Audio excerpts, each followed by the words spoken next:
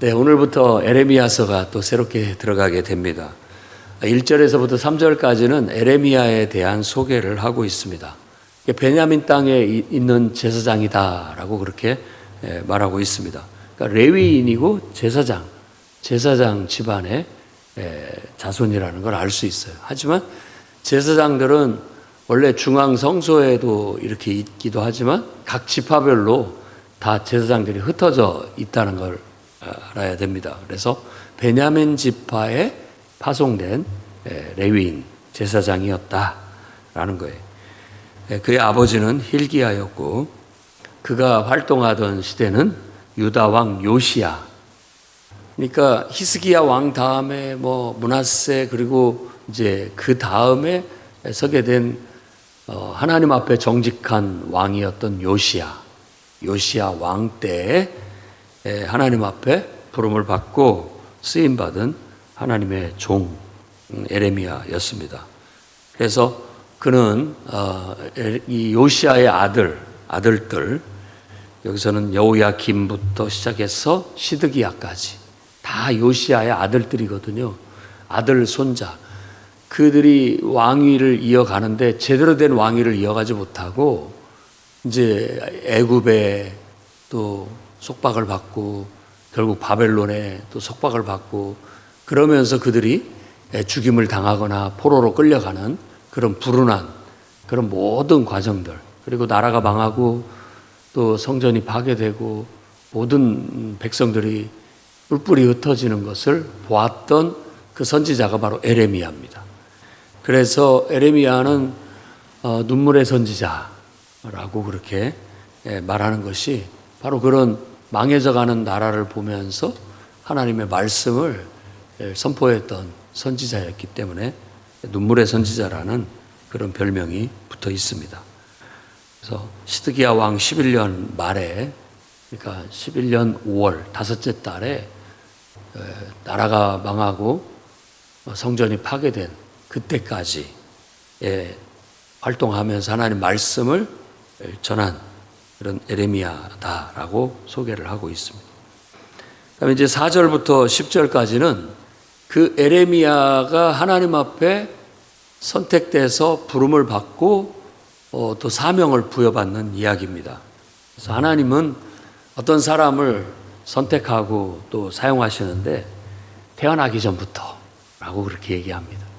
내가 너를 태어나기 전부터 이미 너를 성별했다. 말은 선택했다. 너를 특별하게 내가 선택했다. 어떻게? 바로 너를 내가 이 여러 나라, 여러 왕국 위에 선지자로 세웠다. 그렇게 선택했다라는 거죠. 그러니까 우리 모든 인생도 마찬가지입니다. 꼭 에레미야만이 아니라 이미 태어나기 전부터 하나님의 계획 속에 우리가 태어난 거예요. 우리는 그걸 믿어야 됩니다. 그러니까 하나님이 나를 창조하셨다라는 믿음은 하나님은 나를 그냥 아무 생각 없이 의미도 없이 그냥 땅에 태어나게 한 게 아니라 내가 태어나기 전부터 하나님은 계획을 가지고 나를 이 땅에 태어나게 하셨다. 나를 어떻게 사용하시려고 하는 건가? 어떤 뜻과 목적을 가지고 나를 이 땅에 보내셨는가? 이 사명을 깨닫는 게 중요하죠. 에레미야는 바로 자기가 하나님의 선지자로 세움을 받았다라는 거. 그게 하나님이 나에게 부른 부름이라는 걸 깨닫게 됩니다. 그러면서 하나님이 자신을 선지자로 세웠다라는 것을 가지고 그의 태도는 뭐였냐면 슬프도소이다. 나는 어린 아이 같아서 말할 줄을 모릅니다. 라고 말합니다. 모세도 똑같은 얘기를 했고 또 이 에레미야도 똑같은 말을 하게 되는 거예요. 그러니까 사실 어떤 일에 우리가 적합하냐? 내가 제격입니다. 내가 잘할 수 있습니다. 이렇게 말하는 것은 어리석은 사람들의 말입니다. 정말로 우리가 어떤 일을 할 때 보면은 또 특히나 주의 일, 어떤 일을 맡아서 할 때 부족하지만 하나님께서 나에게 그 사명을 맡기셨다. 그래서 모든 것들이 사명이기 때문에 어떻게든지 그걸 감당하려고 하는 것이지 내가 완벽한 능력을 가지고 있어서 완벽하게 자격이 갖춰져서 어떤 일을 맡은다라는 것은 아닌 겁니다. 또 그런 마음 자세를 가져야 우리가 하나님 앞에 겸손하게 그 사명을 감당할 수 있다고 볼 수 있는 거예요. 그러니까 내가 능력이 있고 내가 자격이 있고 내가 하고 싶어서가 아니라 하나님께서 내게 이 사명을 맡기셨다. 그렇기 때문에 나는 절대적인 위엄과 권위를 가지신 분께서 나에게 이것을 맡겨주셨고 나에게 이걸 명하셨는데 두렵고 떨리는 마음으로 어떻게든지 그것을 잘 감당하려고 순종해서 그것을 이루려고 하는 것이 사명이에요. 그래서 슬픕니다. 저는 어린아이 같아서 제가 그 일을 어떻게 감당할 수 있겠습니까? 라고 말하는 거예요. 그러자 하나님의 답변이 어리다고 그렇게 말하지 말아라. 핑계대지 마라. 문제는 네가 자격을 갖췄고 능력이 있어서 이런 데 초점이 있는 게 아니다. 너는 내가 너를 누구에게 보내든지 가면 된다. 내가 너를 누구한테 보내든지 가면 된다. 그리고 내가 네게 무엇을 명령하든지 너는 가서 그대로 말하면 된다. 이건 할 수 있겠죠. 내가 하는 게 아니라는 거죠. 너는 내가 보내면 누구한테 보내든지 거기 가면 된다. 그리고 내가 너한테 말을 줄 것이고 그 말을 가서 전달하면 된다. 그건 아주 똑똑하고 또 능력이 있고 그런 사람들만 할 수 있는 일이 아닙니다. 오히려 그런 사람이 더 못할 수도 있습니다.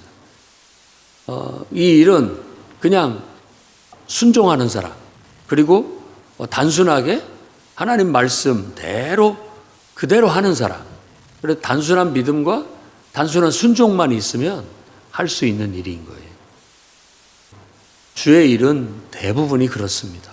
그러니까 하나님의 일을 맡아서 하는 건 아주 무슨 엄청난 학문을 해서 달통한 사람이라든지 아는 게 많은 사람이라든지 능력이 많은 사람이 할 것 같지만 그게 아닙니다. 단순한 믿음을 가지고 단순하게 정말 하나님 말씀대로 순종하려는 사람, 순종할 줄 아는 사람, 그런 사람이 하나님 앞에 쓰임받는 일꾼이 된다라는 거예요. 그러니까 내가 말을 잘하고 또 능력이 있고 그런 것 갖고 따지지 마라. 핑계대지 마라. 그리고 두려워하지 마라. 내가 너와 함께하며 너를 구원해 주겠다. 모든 사명자들이 다 하나님 앞에 듣는 바예요. 여호수아도 두려워하지 마라. 내가 너와 함께하겠다. 똑같은 얘기죠. 내가 너를 도와주겠다. 이사야도 똑같은 말을 전해주고 있고 에레미야도 마찬가지입니다. 그러니까 오늘 우리가 하나님을 섬기고 주님 앞에 어떤 사명을 가지고 살아갈 때도 똑같은 거예요. 하나님께서 나를 이미 태어나기 전부터 이렇게 사용하시려고 나를 이 땅에 태어나게 하셨구나. 이 일을 하라고 하나님께서 나를 이 땅에 보내신 것이구나 라는 확신을 가지고 우리가 우리의 힘이나 우리의 지혜, 능력이 아니라 그런 하나님의 명령에 하나님이 나에게 시키신 일에 그저 믿음으로 순종하는 것, 그게 가장 순수하고 아름답고 충성된 믿음이다. 그런 마음으로 우리가 하면 하나님의 능력이 나타나고 기적이 나타납니다. 저와 여러분이 하나님을 섬길 때 이와 같은 정신으로 섬길 수 있기를 바랍니다. 그러고 난 다음에 이제 하나님께서 그분의 손을 에레미야 입에 이렇게 대시면서 이 입에다 손을 대면서 내 말을 내 입에 두었다. 하나님이 할 말을 우리 입에다 넣어주시는 거예요. 우리가 아이한테 너 가서 꼭 이렇게 말해라 하고 그 말을 주는 것처럼 똑같이 하나님께서 너는 누구한테 가서 이렇게 말해라. 그 말을 넣어준 거예요. 그러면 가서 그대로 전달만 하면 되는 거잖아요. 불안하면 받아 적든지 적어서 그대로 가서 그걸 익혀가지고 그대로 가서 전달하면 됩니다. 우리가 가가지고 그 사람 얼굴 보고 막 돌려서 말한다든지, 또 내가 하나님이 이렇게 말했는데 이렇게 말하는 것보다 이렇게 말하는 게 더 좋을 거야 하고 잔머리를 굴린다든지, 오히려 그것이 더 하나님의 말씀대로 순종하지 못하는 결과를 가져오는 거예요. 그래서 요한계시록도 그렇게 말합니다. 내가 너에게 준 말에 더하지도 말고 빼지도 마라. 더해도 문제고 빼도 문제다. 왜? 단순한 믿음을 갖고 그대로 가라. 그리고 한마디도 빠짐없이 그대로 말해라 라는 거예요. 근데 우리는 너무 똑똑하다고 생각해서, 다 똑똑합니다. 우리가 딱 똑똑하고 지혜로워서 가가지고 이렇게 말하면 더 잘 듣겠지, 이렇게 말하면 더 효과적이겠지 하면서 말을 가감을 해요. 오히려 그것이 하나님의 뜻을 더 희석시키는 결과를 가져오는 거예요. 가장 좋은 것은 있는 그대로, 하나님 주신 말씀 그대로, 하나님이 나에게 하라는 그대로 그냥 하는 거예요. 그리고 그 책임도 나에게 있는 게 아니에요. 하나님께 있는 거지. 그걸 시키신 분한테 책임이 있는 거지, 나는 그저 전달했을 뿐이에요. 나는 그렇게 쓰임받는 심부름꾼이라는 그런 의미예요. 그래서 겸손한 일꾼들은 다 자신을 하나님의 심부름꾼으로 여깁니다. 에레미야가 그렇게 느낀 것처럼.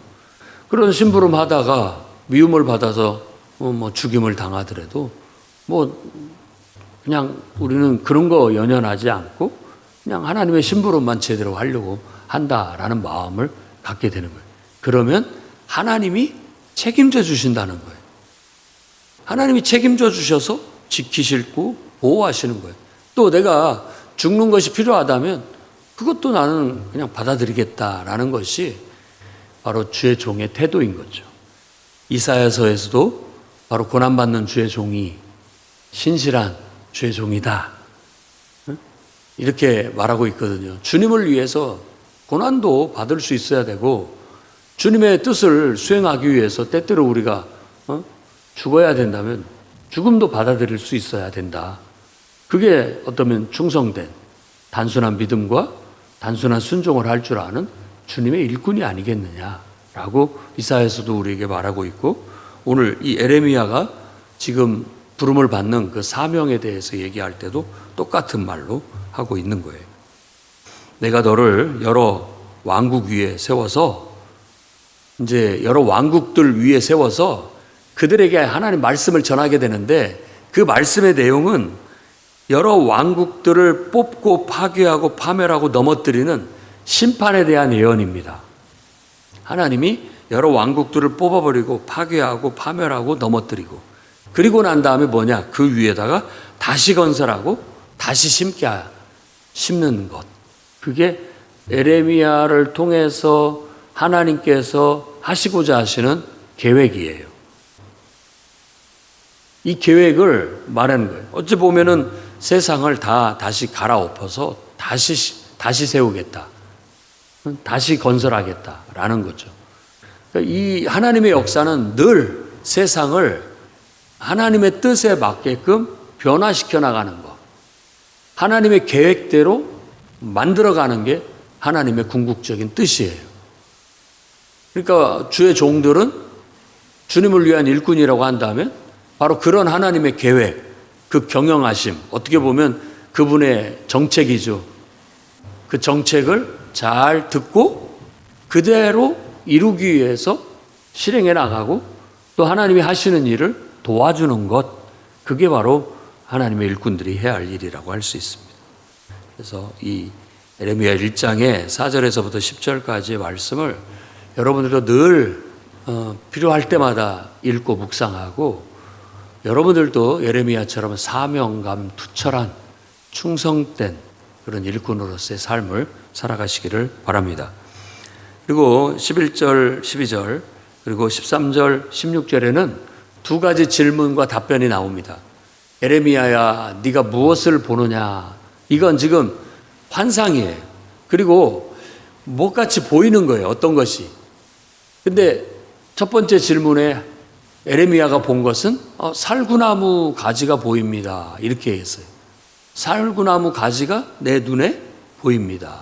라고 했을 때 그 살구나무 가지를 본 것을 가지고 하나님께서는 내가 내 말을 반드시 지켜서 그대로 이루려 합니다. 라는 말씀을 주시는 거예요.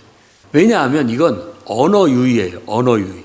살구나무라는 히브리어 단어하고 지키겠다라는 단어가 발음이 비슷해요. 그러니까 우리 보통 그 아재개그라고 하잖아요. 아재개그. 비슷한 발음을 갖고 이제 언어 유희를 하는 것을 말하는 거예요. 살구나무를 샤케드라고 하는데 내가 어떤 내 말을 지킨다라는, 지켜본다, 지킨다라는 뜻이 쇼케드예요. 그러니까 발음이 비슷한 거예요. 살구나무라고 이렇게 발음을 하면 그 말이 지킨다, 지켜본다라는 거거든요. 우리도 어떤 약속을 지킨다라고 하잖아요. 지킨다. 지킨다라는 말은 원래는 지켜본다라는 그런 뜻을 갖고 있는데 내가 잊어버리지 않고 잊지 않고 내가 똑바로 지금 기억하고 있고 보고 있다. 그 말은 그것을 꼭 이루겠다라는 그런 의미를 갖게 되는 겁니다. 그래서 살구나무 환상을 통해서 하나님은 에레미야한테 내가 한 모든 말은 반드시 내가 지켜서 잊지 않고 꼭 그대로 이행할 것이다 라는 걸 말해주고 있는 거예요. 그 다음에 두 번째는 네가 무엇을 보느냐라고 했을 때 끓는 가마, 그 끓는 가마가 북쪽에서부터 이렇게 남쪽으로 기울어져 있는 걸 봐요.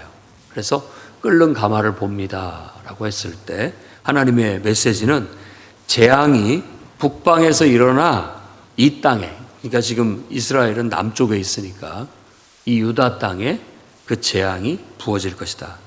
북방의 왕국들이 일어나서 와서 이 유다와 예루살렘을 치게 될 것이다 라는 그런 예언을 하게 되는 겁니다. 왜? 그렇게 저 북방의 왕을 일으켜서 이 나라를 치게 하는 이유는 뭐냐? 바로 무리가 하나님 나를 버리고 우상숭배에 빠졌기 때문이다. 그래서 결국은 그들을 향해서 내가 심판을 선고했고 그들의 죄악을 이제 벌할 때가 됐다라고 말하는 거예요. 심판을 선고하고 벌을 내리는 겁니다. 이런 심판을 가서 전달하는 것은 좋지 않죠. 여러분들도 아마 분명히 모든 사람한테 가서 좋은 말을 전해라 하면 기뻐서 가서 전할 거예요. 근데 그 사람한테 나쁜 말을 전하면은 좋은 소리 못 듣습니다. 욕을 먹던가 맞던가 할 거예요. 선지자들의 운명은 그래요. 그런데 참 선지자들은 그런 거 연연하지 않고 항상 초점을 하나님 말 그대로만 나는 전하면 된다. 내가 뭘 더하거나 생각할 것이 없다. 덧붙일 것도 없다. 그냥 그대로 가서 전하면 된다. 그것 때문에 욕을 먹든 어쩌든 그건 이제 내 상관할 바가 아니고 그건 하나님이 알아서 하실 것이다. 이런 마음으로 주의 일을 하는 거예요. 그랬을 때 순수한 정말 충성된 일꾼이 될 수 있습니다. 그래서 다시 한번 17절 19절 말씀에 에레미야에 대한 사명의 실행을 촉구합니다. 너는 내 허리를 동여라. 허리를 동이란 말은 허리띠를 묶고 마음 준비를 단단히 하고 채비를 단단히 하고 일어나서 내가 네게 명령한 바를 다 그들에게 가서 말해라 라고 다시 한번 사명을 합니다. 그리고 네가 나가서 말하는 그 사람들 두려워하지 마라. 내가 오늘 너를 온 땅과 유다 왕들과 그 지도자들과 그 제사장들과 그 땅 백성 앞에서 내가 세웠다. 그러니까 에레미야가 가서 말해야 할 대상이 바로 이런 유다 땅에 있는 모든 사람들이죠. 왕부터 시작해서 제사장, 지도자들 그리고 그 백성 모두에게 가서 외쳐라. 그래서 너는 쇠기둥 같고 놋 성벽 같게 내가 만들었다. 그 말은 쇠기둥 같고 놋 성벽 같다는 것은 단단한 걸 말하잖아요. 단단한 거. 견고한 성읍, 단단한 거. 모든 사람 앞에 설 때 우리가 그렇게 담대해야 된다라는 걸 말해주고 있는 거예요. 그래서 우리가 뭐 당당하게 가서 견고한 성읍같이, 쇠기둥같이, 성벽같이 하나님의 말씀을 엄위하게 또 있는 그대로 말씀의 권위를 가지고 선포를 해야 됨을 말해주고 있어요. 사람들이 너를 공격하겠지만 걱정하지 마라. 두려워하지도 마라. 내가 너를 지켜줄 것이다. 내가 너를 구원해 줄 것이다. 라고 말합니다. 오늘 에레미야 1장 말씀을 통해서 에레미야에 대한 간단한 소개, 그리고 에레미야를 하나님께서 어떻게 사용하실지에 대한 그런 계획, 그리고 그 사명을 부여하시면서 두려워하지 말고 담대하게 나아가서 내가 준 말 그대로를 전하라고 말씀했습니다.